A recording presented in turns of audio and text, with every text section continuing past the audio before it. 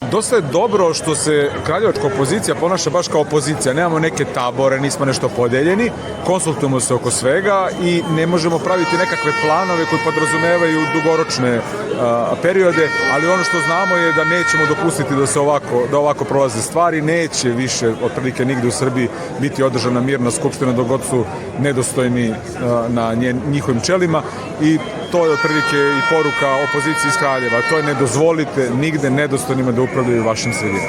Naš plan je na prvom mestu da pratimo studente, naravno, da slušamo ono što oni rade, da budemo tu za njih, da ih zaštitimo kao što smo i radili do sada, a da s druge strane mislim da nema nikakvog planiranja više što se tiče nekih redovnih održavanja sednice, jer stvarno je nemoguće, mislim, ovo je nemoguća atmosfera danas koja se dešavala u Kraljevačkom parlamentu. Mi smo ostali prisevni, ostali smo u granicama normalnog, čak i u granicama Poslovnika, nismo ništa radili van toga, iako su oni pokušavali da izazovu. Više su oni pravili nered, ali moram da kažem i odnosno na prethodnu sednicu su čak i oni bili mirniji, da su verovatno i očekivali možda dolazak građana, tako da ćemo videti, gledam sad da govorim samo na druga vrata da nam ne pobegnu, vidim da je gužva neka. Građani ih trenutno čekaju, pa oni neka im kažu šta misle o njemu.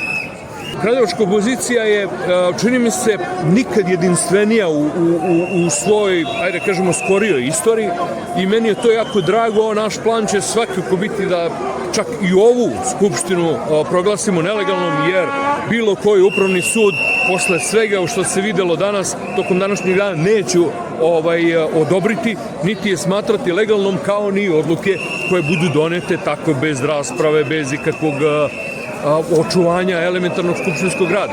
Tako da naš prvi sledeći korak će biti osporavanje ove skupštine, naravno svaki sledeći potez na zaštiti i pokušaju odbrane apotekarske ustanove Kraljevo kroz referendum, tako da mislim da tu čeka nas mnogo lepog posla i mnogo odgovornog posla, jer sve što radimo, a radimo čini mi se pažljivo i vrlo žestoko, je da ni na koji način ne osporimo studentski i đački protest i njihove zahteve.